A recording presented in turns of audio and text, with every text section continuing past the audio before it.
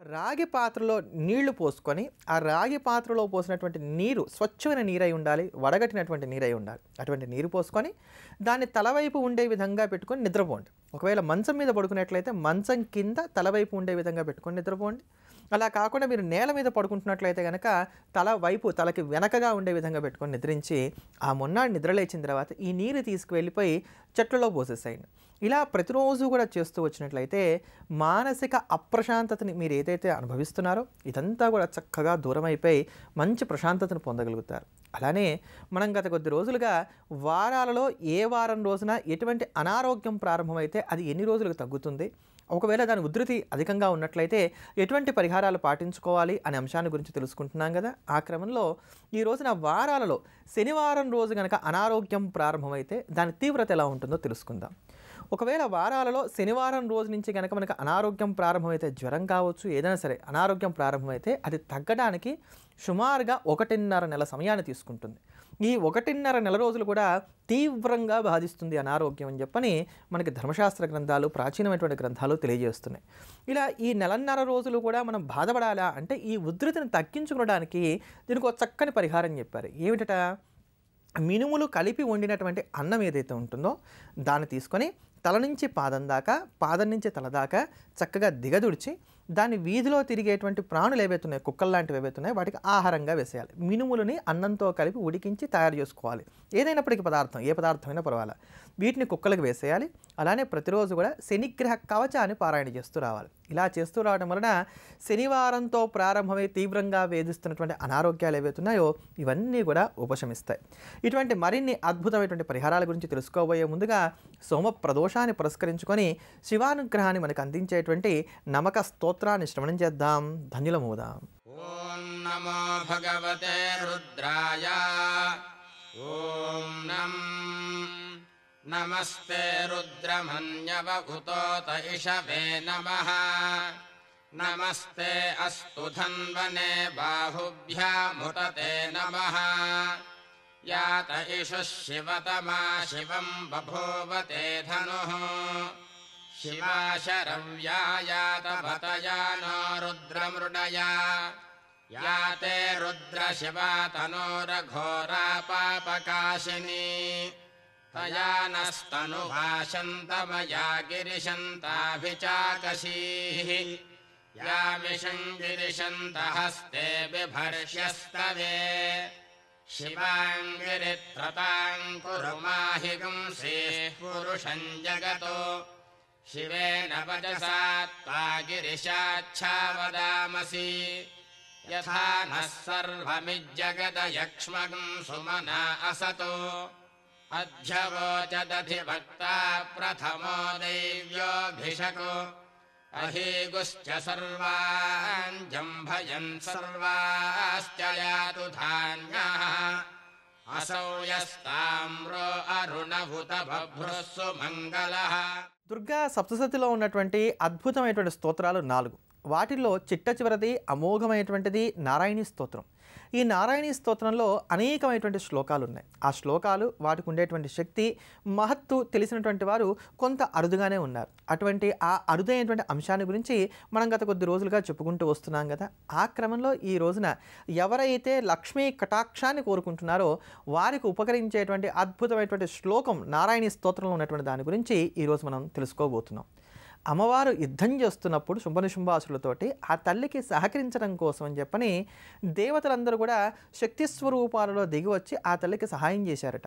ఆ క్రమంలో విష్ణుమూర్తి నారాయణీ స్వరూపంగా ఆవిర్భవించి శంఖాన్ని, చక్రాన్ని, గదను ధరించినటువంటి వాడే చక్కటి చీరను ధరించి నారాయణీ నామంతో గరుడ వాహనం మీద వచ్చి అమ్మవారికి యుద్ధంలో సహాయం చేశాడు అని. అలా గరుడ వాహనం మీద వచ్చినటువంటి నారాయణీ స్వరూపాన్ని కనుక మనం భావన చేస్తూ వచ్చినట్లయితే లక్ష్మీ కటాక్షం కలుగుతుంది. లక్ష్మి అంటే విపులంగా ధనాన్ని ఖర్చు పెట్టుకోగలుగుతాం. మనం ఎంత డబ్బు కావాలనుకుంటున్నామో అంత డబ్బుని ఖర్చు పెట్టుకోగలిగేటువంటి స్థితి లక్ష్మే. రూపము కూడా లక్ష్మే, అంటే అందంగా ఉండటం కూడా లక్ష్మే. మంచి భావనలు కలిగి ఉండటం కూడా లక్ష్మే. ఈ భావనలు సరిగ్గా లేకపోతే దీన్ని భావదారిద్ర్యము అంటారు. ఇది అన్నిటికన్నా కఠినమైనటువంటి దరిద్ర బాధ. ఇటువంటి బాధలు ఏవీ లేకుండా అన్ని విధాల పరిపూర్ణత్వాన్ని మనకు అనుగ్రహించేటువంటి స్థితి ఏదైతే ఉందో దీనికి లక్ష్మీ కటాక్షం అని పేరు. అంతేకాని కేవలం డబ్బును అందించేది అని మాత్రం ఎప్పుడు కూడా అర్థం కాదు. పరిపూర్ణత్వాన్ని ఇచ్చేటువంటిది. అటువంటి ఆ పరిపూర్ణత్వాన్ని ఇచ్చి సంపూర్ణమైనటువంటి లక్ష్మీ అనుగ్రహాన్ని అందించేటువంటి ఆ శ్లోకాన్ని గురించి తెలుసుకుందాం. ఈ శ్లోకం నారాయణీ స్తోత్రంలో ఉండేటువంటి 16వ శ్లోకం. నారాయణీ స్తోత్రంలో ఉండేటువంటి 16వ శ్లోకం. ఆ శ్లోకాన్ని ఒక్కమారు శ్రవణం చేద్దాం. శంఖ చక్ర గదా సారంగ గ్రహీత పరమాయుధే ప్రసీద వైష్ణవీ రూపే నారాయణీ నమోస్తుతే. శంఖ చక్ర గదా సారంగ గ్రహీత పరమాయుధే ప్రసీద వైష్ణవీ రూపే నారాయణీ నమోస్తుతే. శంఖ చక్ర గదా సారంగ గ్రహీత పరమాయుధే ప్రసీద వైష్ణవీ రూపే నారాయణీ నమోస్తుతే. ఈ శ్లోకాన్ని ఇలా నిరంతరాయంగా 100 సార్లు జపం చేయడం కానీ, మనకి తీరిక వేళ దొరికినప్పుడల్లా కూడా జపం చేయడం కానీ చేస్తూ వచ్చినట్లయితే నారాయణీ కటాక్షం వలన ఆ పూర్ణత్వాన్ని పొందగలుగుతాం. ఏది మన దగ్గర లేదో దాన్ని మనం పొందగలుగుతాం. లక్ష్మీ కటాక్షంతో చక్కగా వర్ధిల్లగలుగుతాం. ఇటువంటి అద్భుతమైన మరిన్ని పరిహారాల గురించి తెలుసుకోబోయే ముందుగా సమస్తమైనటువంటి దోషరాశిని కూడా ధ్వంసం చేసేది, సీతారాములను కలపడానికి గాను ఉపకరించిన ప్రకారంగా ఆంజనేయ స్వామి వారు ఏ ప్రకారం అయితే పరమాద్భుతమైనటువంటి ఘట్టాలన్నీ కూడా చేశారో అదంతా కూడా తిరిగి చెప్పేటటువంటి సుందరకాండను శ్రవణం చేద్దాం. ఈ సుందరకాండ నిత్యం శ్రవణం చేస్తూ రావడం వల్ల వింటూ ఉన్నట్లయితే చాలట ఆత్మ పరమాత్మ యందు లీనం కాగలుగుతుంది, మోక్ష స్థితిని పొందగలుగుతుంది అని చెప్పని రామాయణానికి నేను చాలా చక్కటి సారభూతమైనటువంటి విషయంగా తెలియజేశారు. అంతటి అద్భుతమైనటువంటి శక్తి సంపన్నమైనటువంటి మహిమోపేతమైనటువంటి బీజాక్షర ఘటితమైనటువంటి స్తోత్రము ఈ సుందరకాండ. అంతటి అమోఘమైనటువంటి ఆ సుందరకాండను మనం అందరం కూడా శ్రవణం చేసి సుందరుడైనటువంటి ఆంజనేయ స్వామి వారి యొక్క పరిపూర్ణమైనటువంటి అనుగ్రహానికి పాత్రులమవుదాం.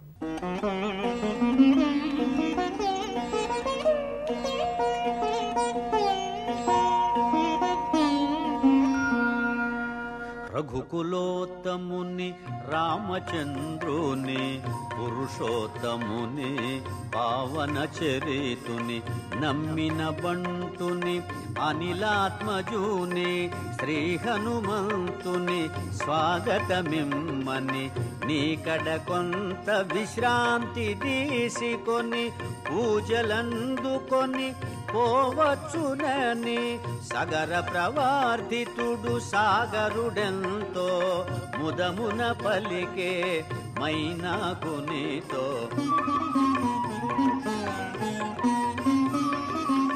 మైనాకుడు ఉన్నతుడై నిలిచే హనుమంతుడు ఆగ్రహమునగాంచే ఇది ఒక విఘ్నము కాబోలునని వారిది బడద్రోసె పురము చేగిరిని పర్వత శ్రేష్ఠుడా కోటున కృంగే పవన తనయుని బలముగని పొంగే తిరిగి నిలిచే హనుమంతుని పిలిచే తన శిఖరముపై నరుని రూపమై శ్రీ హనుమాను గురుదేవులు నాయద పలికిన సీతారామ కథ నే పలికద సీతారామ కథ.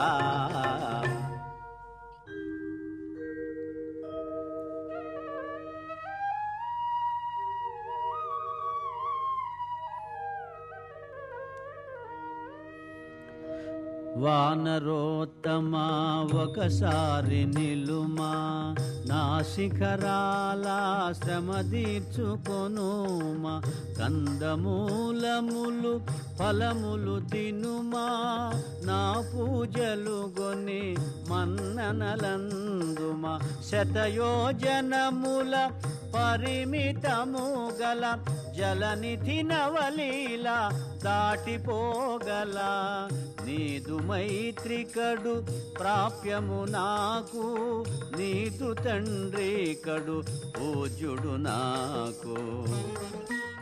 మహిళలు ఎదుర్కొనేటువంటి సమస్యలు ఏ ప్రకారంగా ఉంటాయి, వారు ఆ సంబంధమైనటువంటి దోషాల్లోంచి బయటపడడానికి కానీ ఎటువంటి పరిహారాలు పాటించుకోవాలి, చాలా తేలిగ్గా సునాయాసంగా ఇంట్లో ఉంటూనే ఎటువంటి పరిహారాలు చేసుకోవచ్చు అనే అంశాల గురించి మనం ప్రతిరోజు కూడా తెలుసుకుంటున్నాం కదా. ఆ క్రమంలో ఈ రోజున ఎవరికైతే స్త్రీలకు తరచుగా ఆడబడుచుతో విభేదాలు వస్తున్నాయో,